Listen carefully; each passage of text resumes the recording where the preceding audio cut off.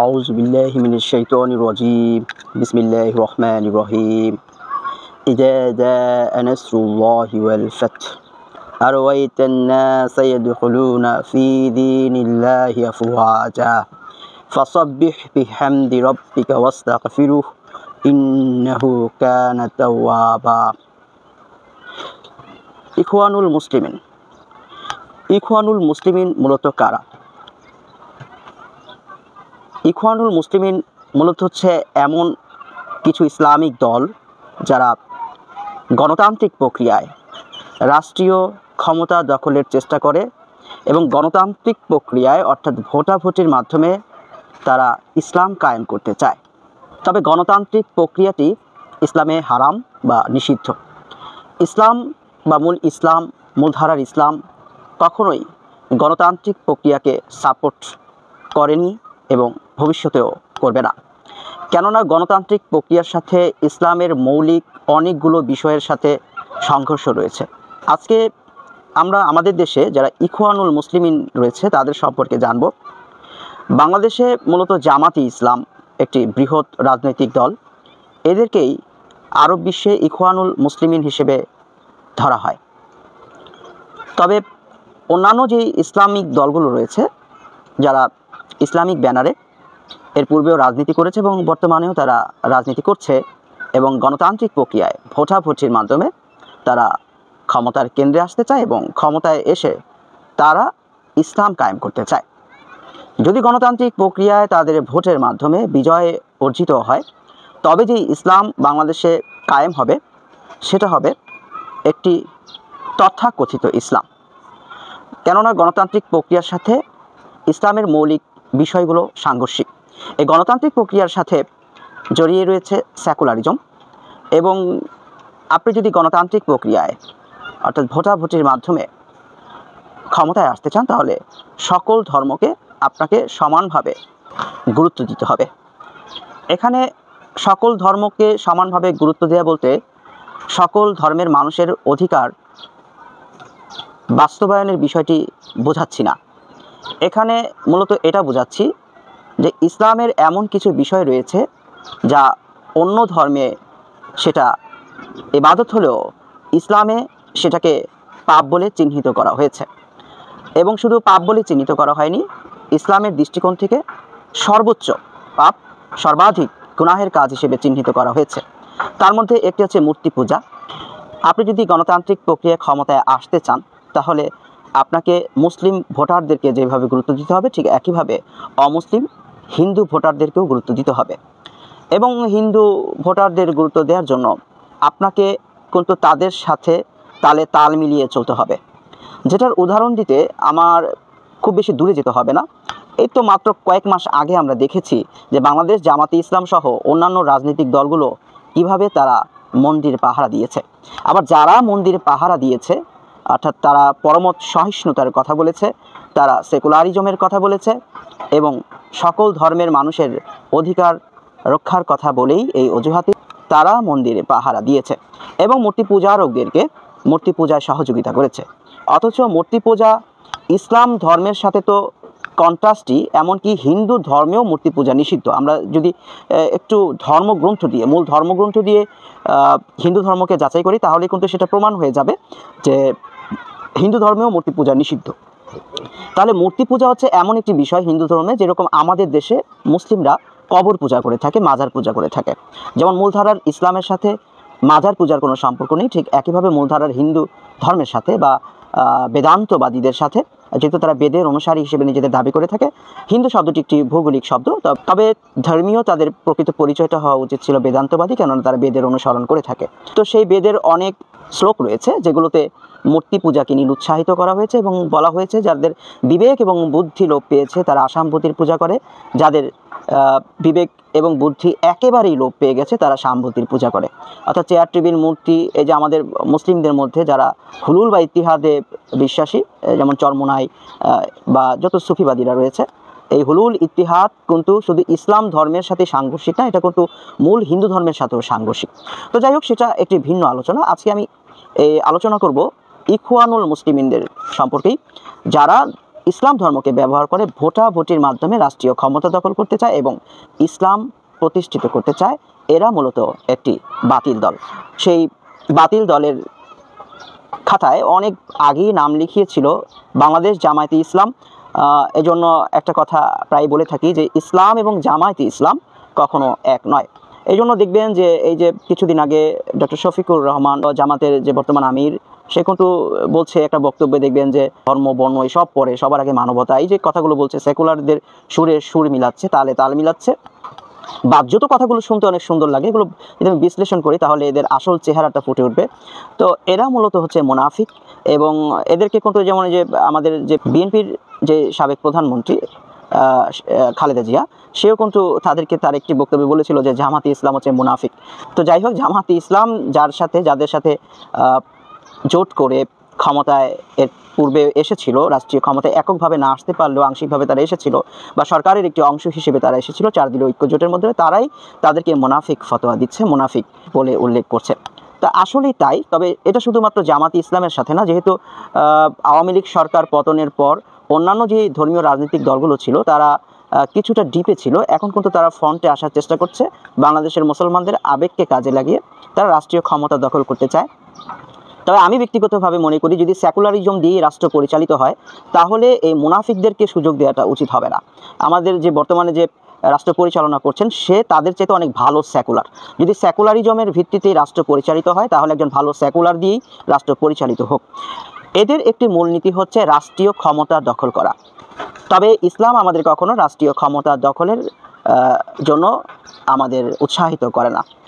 সময় সুযোগের ক্ষেত্রে যদি আপনি বর্তমানে যেভাবে জনগণ রাষ্ট্রীয় নিরাপত্তার মধ্যে রয়েছে, যদি আপনি মনে করেন যে আপনার সেই শক্তি, সেই সামর্থ্য, সেই সক্ষমতা রয়েছে যে আপনি বর্তমান সরকারকে হটিয়ে তাদের এই নিরাপত্তা বজায় রাখতে পারবেন বা বহাল রাখতে পারবেন, সেক্ষেত্রে একটি ইসলামিক বিপ্লবের মাধ্যমে অথবা জিহাদের মাধ্যমে একমাত্র রাষ্ট্রীয় ক্ষমতা দখল করার সুযোগ রয়েছে।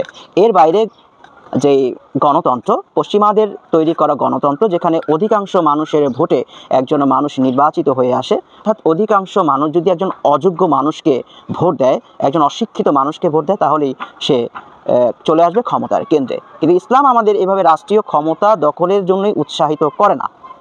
কারণ আপনি দেখবেন যে হজরতে ইব্রাহিম আলাইহিসসালাতু ওয়াসসালাম, যাকে মুসলিমরা জাতির পিতা বলে থাকেন, তো এই যে ইব্রাহিম আলাইহিসসালাতু ওয়াসসালাম, সে কিন্তু নমরুদকে গিয়ে কখনো বলেনি যে নমরুদ তোমার ক্ষমতাটা আমাকে দিয়ে দাও। আবার দেখুন মুসা আলাইহিসসালাতু ওয়াসসালাম, সে কখনো ফেরাউনকে গিয়ে বলেনি যে তোমার ক্ষমতাটা আমাকে দিয়ে দাও। তারা বলেছে যে তোমরাই ক্ষমতায় থাকো কিন্তু আল্লাহর আইন প্রতিষ্ঠিত করো, এই যে নিজেকে খোদা দাবি করছো এটা থেকে বিরত থাকো, সত্যিকারের ঈশ্বরের উপাসনা করো। তবে কেউ যদি রাষ্ট্রীয় ক্ষমতা দখল করে ফেলে, সে যদি অযোগ্য ব্যক্তিও হয়, সেক্ষেত্রে ইসলাম আমাদেরকে শিক্ষা দেয় যে তার আনুগত্য করা। যেমন হাফসি গোলাম সম্পর্কে আল্লাহ রাসূল সাল্লাল্লাহু আলাইহি সাল্লাম বলেছে, যদি নাক কাটা গোলামও তোমাদের শাসন ক্ষমতা নিয়ে নেয়, হাফসি গোলাম কখনো ইসলামী শরিয়া অনুযায়ী সে খলিফা হতে পারে না। তবে আল্লাহ রাসূল বলেছেন যদি সে নিয়ে নেয়, যদি সে ক্ষমতাটা তার হাতে চলে যায়, তাহলেও তার আনুগত্য করতে হবে। এই আনুগত্য করতে হবে মূলত দুইটা বিষয়ের ভিত্তিতে। একটা হচ্ছে সে যদি ইসলামিক আইন দ্বারা রাষ্ট্র পরিচালিত করে, এবং দ্বিতীয়ত বিষয়টি যেটা বললাম, সে যদি রাষ্ট্রের নিরাপত্তা নিশ্চিত করতে পারে, সেক্ষেত্রে তার আনুগত্য করা যাবে। আজকের আলোচনা আমি করব দুইটি বিষয়, এরকমটাই মনস্থির করেছিলাম। তার মধ্যে একটি বিষয় হচ্ছে ইখওয়ানুল মুসলিমিন, যে সম্পর্কে বললাম, আর দ্বিতীয়টি হচ্ছে যেটি আমি ভিডিওর শুরুতে উল্লেখ করেছিলাম, পবিত্র কোরআন মাজিদের একটি সূরা নাসর। এই সূরা নাসর নিয়ে আমাদের দেশে যারা ইখওয়ানুল মুসলিমিন অর্থাৎ জামাতে ইসলাম, বাংলাদেশ জামাতে ইসলাম, তাদের যে প্রতিষ্ঠাতা মাওলানা আবুল আলা মওদুদী, তার একটি তাফসির সম্পর্কে উল্লেখ করতে চাচ্ছি। এবং এই মাওলানা আবুল আলা মওদুদী তার বিভিন্ন বক্তব্যের কারণে, তার লেখালেখির কারণে অনেক বিষয় রয়েছে যে বিষয়গুলোর জন্য সে বিতর্কিত, এবং ওর সকল বিষয়ের মধ্যে সবচেয়ে অধিক বিতর্কিত যে বিষয়টি নিয়ে, সেটা হচ্ছে এই সূরা নাসরের তাফসির। এটার পবিত্র কোরআনে আল্লাহ সুবহানাহু ওয়া তাআলা বলছেন, মূলত মক্কা বিজয়ের কথাটা উল্লেখ করেছেন, যে নবী মুহাম্মদ সাল্লাল্লাহু আলাইহি সাল্লামকে একটি সুসংবাদ দিয়েছেন, যেটা হচ্ছে আল্লাহ বলছেন যে খুব শীঘ্রই দলে দলে মানুষ ইসলাম ধর্ম কবুল করবে। অর্থাৎ এটা মূলত সকল তাফসিরবিদ, ইবনে কাসির সহ সকল আহলুস সুন্নাহ ওয়াল জামাতের ধারার যে তাফসিরবিদরা রয়েছেন, তারা এই মতই দিয়েছেন যে এটা মূলত মক্কা বিজয়ের ইঙ্গিত দেওয়া হয়েছে। কেননা এর পূর্বে সাধারণ মানুষেরা যখন ইসলাম কবুল করেছে তারা হয়তো 2 জন 3 জন বা 4 জন এইভাবে তারা ইসলাম কবুল করেছে, কিন্তু দলগতভাবে এত বড় একটি বিজয়, একটি দেশ জয় করা এবং সেই দেশের সকল মানুষ ইসলামের ছায়াতলে আসা।